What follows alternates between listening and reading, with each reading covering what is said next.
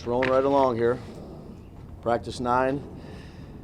We'll have another one tomorrow, and then we'll have our mini camps next week and roll into the summer break and getting ready for training camp here in terms of logistics and all those things. So there's been a lot of meetings relative to that. We'll have more and try to be set here once next week hits. So go out there, try to have another good practice today.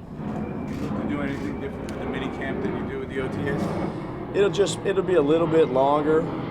We'll do an extra walkthrough with the practice, but it's not going to be over the top. Again, no pads on. Player safety is important to us. It'll be a little bit longer meetings, but not too much. It'll be fairly similar. Coach, what have you seen so far from Austin Allen? He's got a lot to learn. Big body guy. Fit right in with the rest of the guys, but long way to go. How have you been balancing teaching versus evaluating? Yeah, really, this is a teaching camp because, again, it's important. People are learning our language, our playbooks, how we want to do things here in terms of the building. So there's been a lot of teaching going on, which it needs to be. The evaluation process is really more, can they take the stuff from the classroom to the field? Other than that, without any pads on and stuff like that, that'll be more in training camp. With Kadarius and Kenny limited, what kind of opportunity is this for some of these other receivers? And has anybody like a Richie James or Robert Foster flashed to you so far? No, they've all done a good job. Coach Grove's done a good job working with those guys. And Kenny and KT are involved in the meetings and picking up the things, but they're just not out here in certain periods doing the things. But all those young guys and really some of the older guys, Slade has done a good job for us. All those guys are picking it up and doing what they can. So how valuable has it been for a guy like Juan to be able to get all the reps he's been getting with Daniel in particular, with those guys not like in the team drills and stuff? Yeah, the more you can do, the better off it is because you're out there actually doing it. Again, it's one thing looking at it on a book, but even the walkthroughs are helpful for those guys. But Wandell's obviously a rookie. Got a long way to go, but smart, has picked up stuff fairly well and really done a nice job out here for us. Do you sense you're building a pretty good camaraderie, and how important is that? Yeah, I think it's really important because you're going to have to weather the storms. And that's what you could try to do right now this time of year. I think the guys, it's their football team, the players. You try to do the best job you can to lead in and, putting a good culture together, bringing in the right kind of people, and then let those guys take it over. Brian, just to get back to Wandell a little bit, he's a guy that can do a lot of different things. How do you balance not throwing too much at him right now and letting him kind of settle in and We don't throw a lot at him. throw a lot at him? Yeah, and he can handle it. He's smart.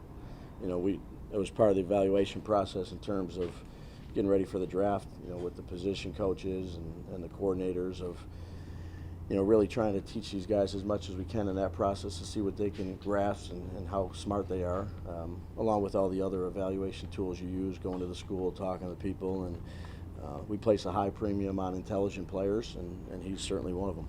Brian, obviously Shane Lemieux basically didn't play at all last year. Yeah. So when you guys evaluated him from 2020, Yep. What did you see? I mean, the previous coaching staff liked his toughness in the run game. Yeah. And what did you see as the pass blocker, which he'd not grade out as good? Yeah, we liked him where I came from too, coming out in the draft. I had good conversations with Mario, and he's a tough, smart, dependable guy. Plays with a nasty edge, which you need up front. Did a really good job in the meetings that we had with him leading up to the draft when I was in Buffalo, and he's done a really nice job here. He's smart. He's what I thought he was when we evaluated him. Now when the pads get on, he'll have an opportunity to show that. You seem to like those interior guys to maybe not be the flashy guys, not be high draft picks, to be tough, smart, nasty, as you said. Is that basically a true statement? Yeah, I really wanted to protect the interior part of the pocket and get movement in the running game more than anything. But I think you have to have an edge when you play. But more importantly, you have to be able to execute the techniques, understand the assignments, play with the guys next to you, and do your job the best you can, which is, for us, protecting the interior depth of the pocket, so the quarterback has room to step up and get movement in the running game. Brian, you called him Mario. broken down. Brian, you called him Mario. Right? Bobby called him Frenchie. No, Cristobal. Oh, Yeah. When you guys obviously have done a ton of evaluation on all the guys that you have here, so you go in with, okay, where this guy can fit down the line, even going back to Wandell. Is this the time though where you also want to put guys in positions that maybe you're not sure if they can play, and Yeah. get them out there and see what they look like? Yeah, position flexibility, we've talked about this, is important, and we expect our guys to know a lot and learn a lot and put them in different spots and see where some of their strengths are and maybe some of their weaknesses are, and maybe somebody's better at a spot that you didn't think he was, particularly this time of year when you're not getting ready to play games or anything like that. You're going out there teaching your system and letting these guys go out there and execute it. How did you handle the fight at practice when we were here last? There really wasn't much. Just move on to the next play. Brian, what was it like last night again at the Garden to be received the way you were? Yeah. Do you feel like you're part of the fabric of New York sports now and you're just beginning? Well, I'm just, like I said before, this team's a fun team to watch. It's an unbelievable atmosphere, great people. Eastern Conference Finals doesn't get better than this. They start out quick, great pass by Zibanejad. Crider knocks it home, and it's been a fun team to watch, and follow. It's the great thing about sports is they just keep coming back. So, kind of get attached to them. You like How the Joe grit? get the invite there?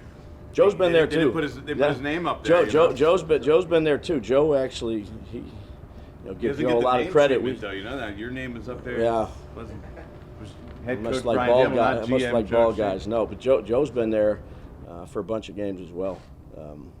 And in fact, we've brought some of the coaches, and all coaches want to go too. And we have we go there each game, the ones we can. And a few weeks ago, we went to one of the games, and I said, "Who wants to go to the game?" with the coaches, and most all of them raised their hands. So we, you do the third grade thing. You put your name on a piece of paper, throw it in a hat, and pick out it, and whoever gets it gets to go. So did they not get to go the next time then? Yeah, no, there hasn't been any repeat guys. Joe and I have went, but it's been good. Have you always been a hockey fan? Yeah. I played hockey when I was a kid, but again, it's really just talked about being part of the culture here. It's just an awesome thing. And after every game, when they're down, people saying, "Well, they didn't do this, they didn't do this." Been pretty impressive. They've been a resilient group. Did you go to many games in Buffalo? Maybe not games in Buffalo? When I could, yep. They undefeated with you there, by the way. They play well at home, I'd say that. Yeah, that's obviously the home games that I've been part of. They've been playing well. Certainly not because of me. I know that. Brian, when a new staff comes in, and you guys did this, and everybody gets a clean slate. How much, from your experience, can that be like a lifeline for a guy who might have been buried with the last staff? Yeah, it's a good question. I don't know. I think the places that I've been part of that have, started out anew, I think most everybody does that.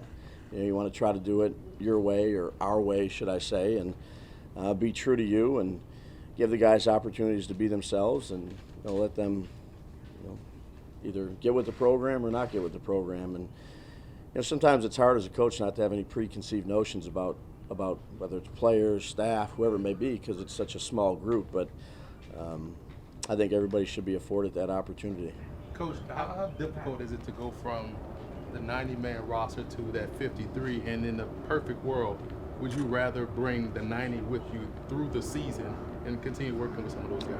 Well, it's just the nature of the league of having to release players and get down in the rules. And look, that's part of the job that obviously I'm new to. It's not fun. I've had relationships with players when I was a position coach or a coordinator that you have to have conversations with, and there's only so many guys you can keep, and you certainly have empathy towards those players that give everything they got, and at the end of the day, you just have to move on from them, for whatever reason it is, numbers, maybe not as good as the other person in front of them, but those are tough conversations to have, if you're a people guy, because you appreciate the work and the effort, and the intensity that they put into their craft. Coach, on the injury front, will Andrew Thomas be ready for mini camp and tee it up? Yeah, hope so. No red Hope jerseys? so. No, I mean, look, the guys are still in red jerseys. They're rehabbing, and when they're ready to go, they'll be ready to go. Is Andrew on track? Because he looked like he was laboring. when we No, were he's out doing here. he's doing a good job. Everything we've asked him to do rehab-wise, really all the guys, Pat, they're doing what they can do, and when they're ready to go, they'll be ready to go. How helpful has it been having Davis Webb around to help you incorporate that like culture you were talking about, and even your scheme and all that? Because he's Yeah. obviously familiar with how you work. Yeah, I have a great appreciation for Davis as a person first, but how he goes about his business. He's excellent in the meeting rooms. He's good with the other positions. You know, it's good to have people that know your system, no question about it. But I want him to go out there and play quarterback too, and you know, he's bounced around a little bit in the league. Give him an opportunity to go out there and play. You mentioned training camp a little earlier. Are you going to have joint practices and sessions? Yeah, working on that. Maybe not. That's the best answer I could give. I don't have anything concrete. Do you want to? And what are the benefits of those situations? We're still talking about that. I've been, again, being in the league as long as I've been, I've seen it a bunch of different ways. We're not at that point yet.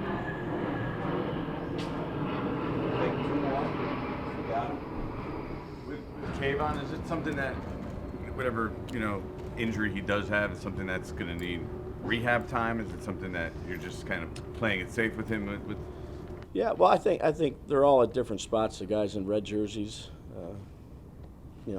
knock on wood. Hopefully, he'll be good to go. Good to go, you mean by training camp? Yeah, hopefully. But again, I'm not going to promise anything. He may or may not. You're not expecting him next week then to be out of a red jersey, I assume then.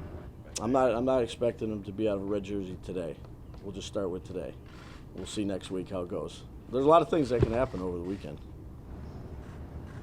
Anything else? How would you get the cup to come in? You hear that guy behind you? Pat, you want to answer that? The NHL asked, and we said yes. Yeah. How's that? Pretty cool. I did not. No, I did not. No, it's a pretty cool thing to see, though. Is there anything you could take for this team to use lessons there, or do you just kind of want them appreciating the moment for what it is? For No, I think that you, as a coach or a person in this industry, you always try to learn and grow and learn from different teams or different competitors. And again, what a resilient group. 2 game sevens back to back when they're down, right? Boy, they got off to a fast start though yesterday. Getting off to a fast start helps, no matter what sport you play. So you didn't take first-year coaches are supposed to get their teams to the conference finals? I appreciate that.